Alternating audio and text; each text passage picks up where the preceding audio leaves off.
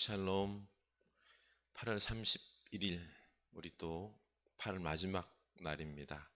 우리 하나님께서 오늘도 새 아침을 열어주셨는데 우리 감사하며 기도할 수 있는 귀한 시간이 될 수 있길 원합니다. 오늘 하나님께서 우리에게 주신 말씀은 이사야 39장입니다. 이사야 39장 1절에서 8절 말씀입니다. 우리 다 같이 한 목소리로 읽겠습니다. 그때에 발라단의 아들 바벨론 왕 무르닥 발라단이 히스기야가 병들었다가 나았다 함을 듣고 히스기야에게 글과 예물을 보낸지라. 히스기야가 사자들로 말미암아 기뻐하여 그들에게 보물창고 곧 은금과 향료와 보배로운 기름과 모든 무기고에 있는 것을 다 보여주었으니 히스기야가 궁중의 소유와 전 국내의 소유를 보이지 아니한 것이 없는지라. 이에 선지자 이사야가 히스기야 왕에게 나와 묻되 그 사람들이 무슨 말을 하였으며 어디서 왕에게 왔나이까 하니 히스기야가 이르되 그들이 원방 곧 바벨론에서 내게 왔나이다 하니라. 이사야가 이르되 그들이 왕의 궁전에서 무엇을 보았나이까 하니 히스기야가 대답하되 그들이 내 궁전에 있는 것을 다 보았나이다. 내 창고에 있는 것으로 보이지 아니한 보물이 하나도 없나이다 하니라. 이사야가 히스기야에게 이르되 왕은 만군의 여호와의 말씀을 들으소서. 보라, 날이 이르리니 내 집에 있는 모든 소유와 내 조상들이 오늘까지 쌓아둔 것이 모두 바벨론으로 옮긴 바 되고 남을 것이 없으리라. 여호와의 말이니라. 또 내게서 태어날 자손 중에서 몇이 사로잡혀 바벨론 왕궁의 황건이 되리라 하셨나이다 하니 히스기야가 이사야에게 이르되 당신이 이른 바 여호와의 말씀이 좋소이다 하고 또 이르되 내 생전에는 평안과 견고함이 있으리로다 하니라. 아멘.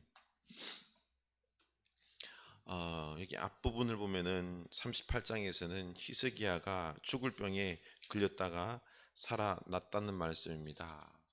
이사야를 통해서 죽을 병에 걸렸다라는 말씀을 듣자 히스기야가 하나님께 무릎을 꿇고 살려달라고 기도를 했습니다.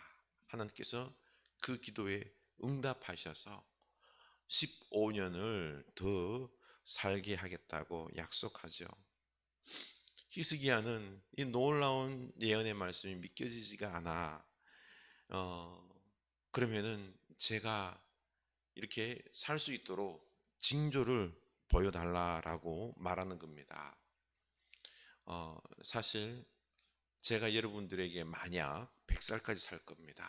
이번 프로젝트 아마 대박 나서 10억을 벌 것입니다. 라고 말하면은 여러분들이 이 듣는 말을 그대로 믿어야 되는데 어떻게 믿겨집니까?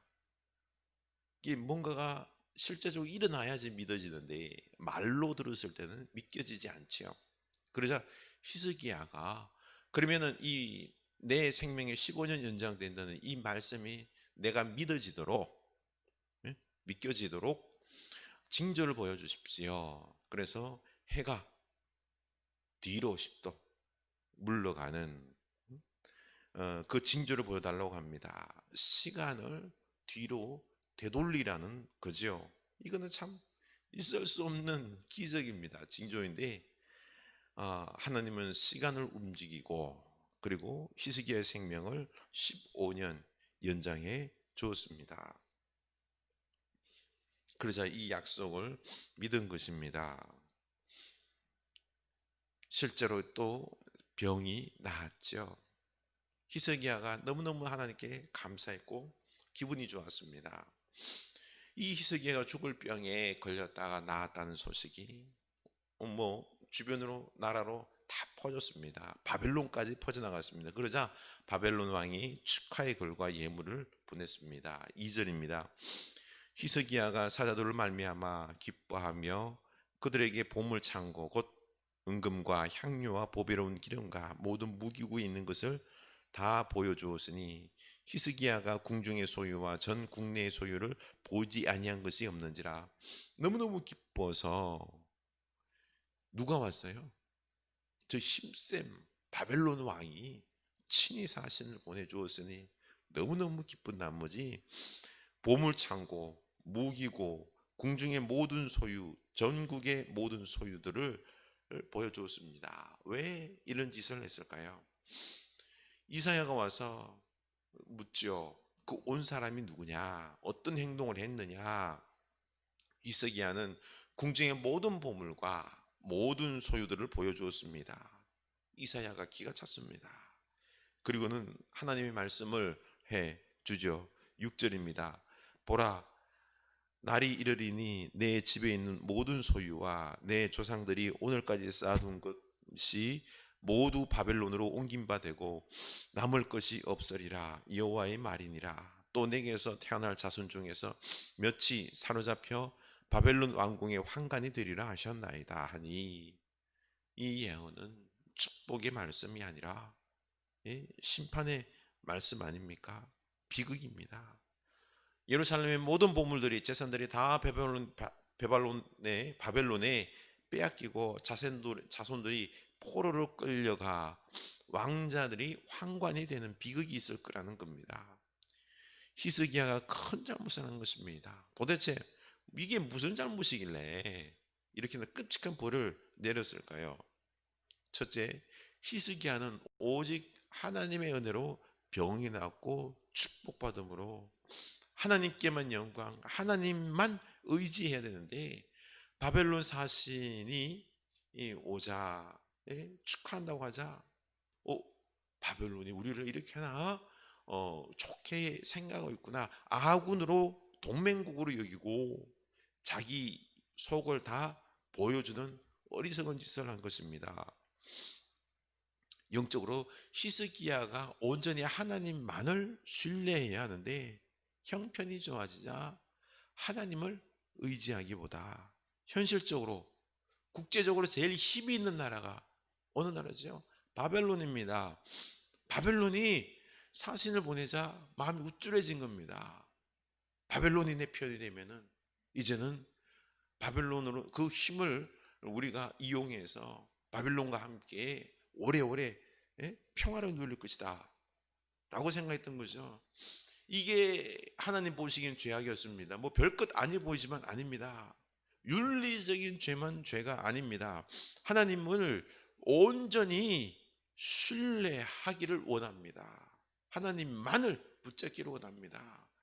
인상과 국가의 놀라운 축복이 있는데 우리의 마음을 온전히 드림이 아니라 돈이나 사람이나 권력이 있는 나라에 빼앗길 때, 우리 마음에 그것을 의지할 때 하나님은 마음이 상하신 것입니다. 그래서 이런 심판을 내리는 겁니다. 또 외교적으로는 나라의 보물과 재산을 다 보여준 것은 우리나라 보물이 이렇게나 많으니 와서 뺏어 가십시오, 군침 흘리게 만드는 것입니다. 히스기야는 축하 사신을 보내오니 바벨론이 우리의 아군이고 나를 이렇게나 존중해 주는 이제 영원한 동맹국이라고 믿고, 그렇죠? 병도 낫고 일이 너무너무 잘 풀려 15년이나 더 살고 너무너무 기분이 좋았던 것입니다. 실수를 한 것입니다. 세상의 영원한 아군은 오직 하나님 한 분입니다. 결국 바벨론에게 예루살렘에 대한 군침을 흘리게 만들고 다 빼앗기지 않습니까? 그리고 무기고를 보여줬다는 것은 유다의 군사력을 보여준 것입니다. 무기고에 무기가 얼마나 있었겠습니까? 아수르의 싸움에서 겨우 하나님의 은혜로 버텨서 이겼는데 무기가 있으면 얼마나 있겠습니까? 이 힘없는 무기도 없는 나라 먼저 먹는 게 임자 아닙니까? 이렇게 예루살렘과 유다의 속을 다 보여주는 바보짓을 한 겁니다. 여러분, 우리는 하나님의 은혜로 살아갑니다. 하나님을 믿을 때 아수르 사네립의 침략 그 가운데서도 기적적으로 이겨냈습니다. 병들어 죽을 위기 속에서도 15년의 생명을 연장받고 태양이 뒤로 가는 기적 징조도 봅니다. 그러나 평안할 때, 형통할 때 우리는 조심해야 합니다. 이 모든 영광을 하나님께 온전히 드려야 합니다. 그런데 우리는 잘 나갈 때 하나님의 은혜를 잊어버리고 우리 마음이 풀어지고 내가 잘해서 이 모든 것들이 다 된 것이냐, 이것을 자랑하고 싶은 것입니다. 나를 자랑하고 또 눈에 보이는 이 사람들과 인맥과 돈맥과 권력맥을 맺고 자랑하려고 합니다. 이것을 의지하려고 합니다. 이게 문제입니다. 하나님은 겸손한 온전한 마음을 원하십니다. 보십시오. 하나님은 역사로 움직이는 주인이십니다. 히스기야의 죄악과 실수, 그리고 유다의 운명이 어떻게 될지 예언하시고, 사실 진짜로 그대로 바벨론이 망하고 바벨론의 포로로 끌려가고 왕자들이 끌려가 환관이 됩니다. 역사의 주인인 우리 하나님이심을 믿고 우리 온전히 주께 맡기고 영광을 돌리는 그 은혜를 구하며 살아가는 우리가 되어야 되겠습니다. 하나님은 우리 마음, 반쪽 마음을 원하지 않습니다. 우리 마음 전체 온전한 순종을 원하시는 질투하시는 하나님이십니다. 내 존재 전체를 하나님께 드릴 수 있기를 원합니다. 이게 축복입니다.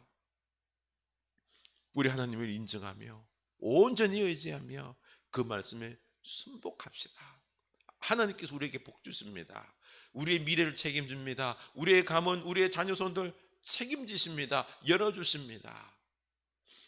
우리 질투하시는 하나님 앞에 우리는 마음을 온전히 드리는, 하나님을 온전히 신뢰하는 축복의 백성, 믿음의 백성 될 수 있기를 주님 이름으로 축원합니다. 우리 기도합시다. 하나님 아버지,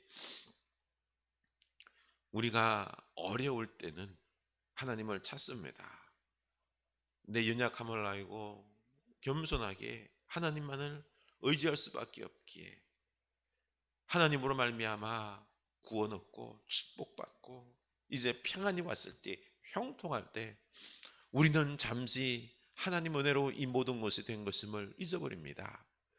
히스기야가 잊어버리고 하나님을 의지하기보다는 바벨론을 의지하려는 마음이, 자기를 드러내려는 마음이, 그 들뜬 마음이 휩쓸려서 하나님을 온전히 의지하지 못한 어리석음을 범했습니다. 하나님, 우리도 이런 일들을 누차 범합니다.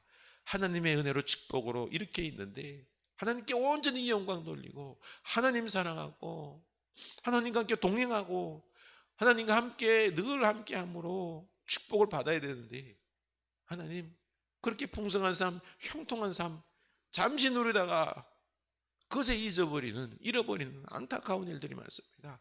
하나님, 성령님, 우리 마음을 붙잡으소서. 우리 입술에, 우리 마음에 파수꾼을 세우소서. 그래서 우리가 지혜롭게 온전히 겸손히 하나님만 섬기고 하나님만 의지하고 오직 하나님께 영광 돌리고 그 말씀 듣고 순종하는 축복의 백성 다 되게 하여 주시옵소서. 예수님 이름으로 기도드리옵나이다. 아멘.